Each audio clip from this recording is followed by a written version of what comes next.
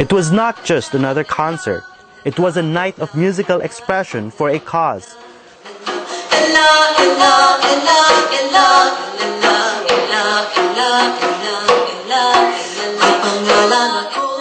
With the spate of human rights violations continuing to rise in the Philippines, Pinoy Chicagoan activist groups recently staged Kabaka, Karapatan ng mga babae at kabataan, a concert of awareness to stop violence and exploitation of women and children.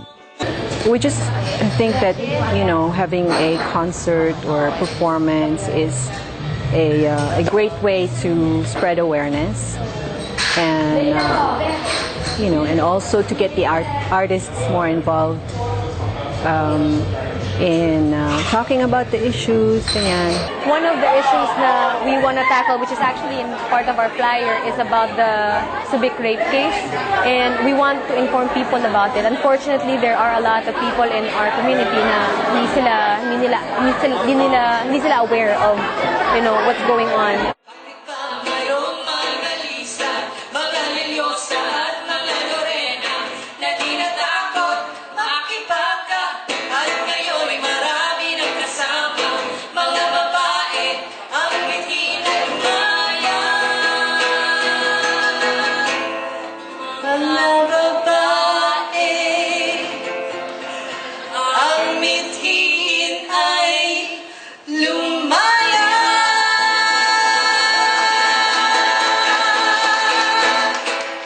Award-winning advocate for the elimination of the worst forms of child labor in the Philippines and acoustic singer Aiza Segura top-billed the show. In 2004, she received the Child Rights Advocate Award for her continued support for this cause. Nung nagsimula kasi ako mag-artista noon, wala pa talagang law with regards to child labor. So, child labor from us, ng mga batang artista, to sa mga batang nagtatrabaho sa minahan, hazardous jobs talaga. And yung Department of Labor nun wanted, na magkaroon ng law para nga naman maprotektahan yung mga bata.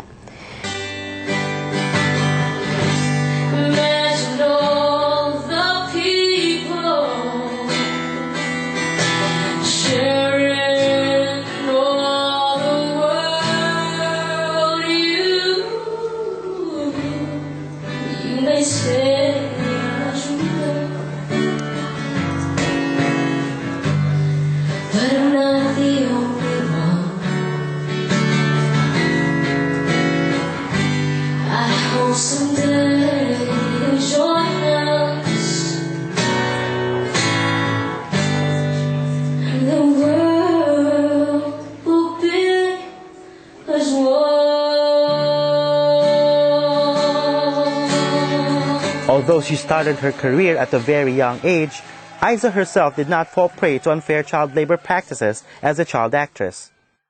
In fairness sa mga kumuha sa akin, sa employers ko, they treated me well. Never nila akong pinabayaan. So, I could say na naswerte ako. Kasi para sa akin, I just think that people should be treated fairly. And I think, kids, deserve to have a life, to play. Alam mo yan, na lumaki sa isang environment na maganda to make them better people. Yun lang naman yun Kumbaga, and syempre, pag hindi nabibigay yun, kasi sa akin nabigay So, whenever you see kids na alam mo hindi nabigay yun, parang andun yung feeling na, baka may pwede akong gawin.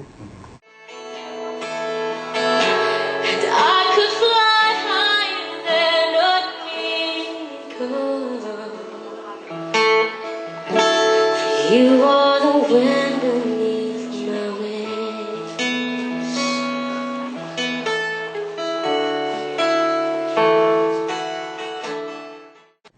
Sana at least yung ginawa namin not only paved the way para maging okay yung trabaho, maging okay sa mga child actors and actresses, pero para kahit paano medyo na-eradicate na yung child labor.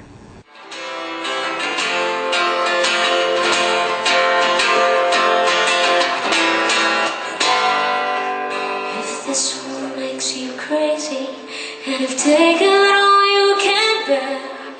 you call me up, because you know I'll be there, and I see your true colors shining through.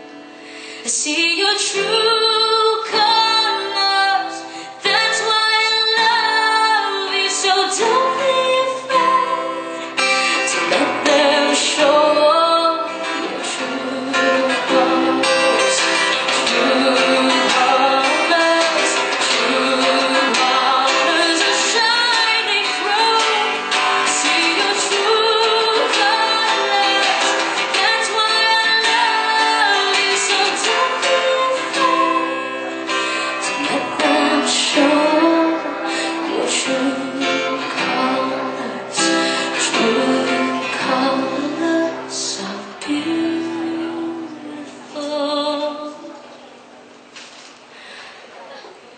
like a rainbow.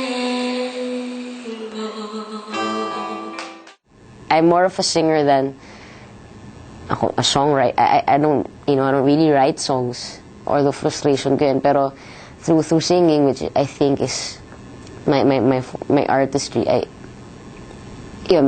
get to touch more people, maybe inspire them. Hindi man galing sa akin yung mga words, pero sana na ipaparating ko sa kanila yung gusto iparating ng sumulat ng kanta. And it doesn't matter if I sing originals or if I sing revivals, because I don't really care, as long as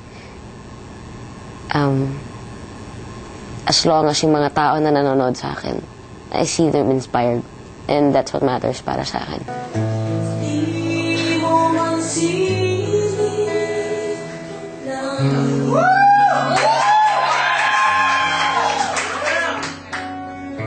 Di mo man silip, ito'y nandito pa rin. Kung ang lahat ay may katapusan,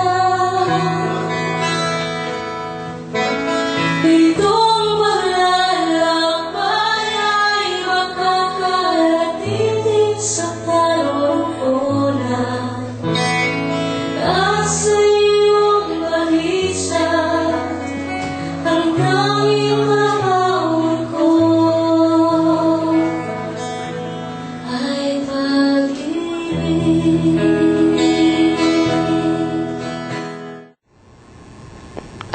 Sa lahat ng crowd, so far, ang pinaka-appreciative para sa akin si mga taga-Chicago. Hindi dahil nandito ako ngayon.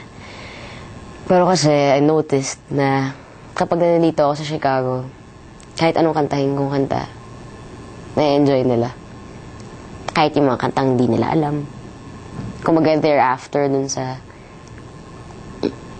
how you sing it, hindi sila after dun sa what you are singing. Alam mo yun?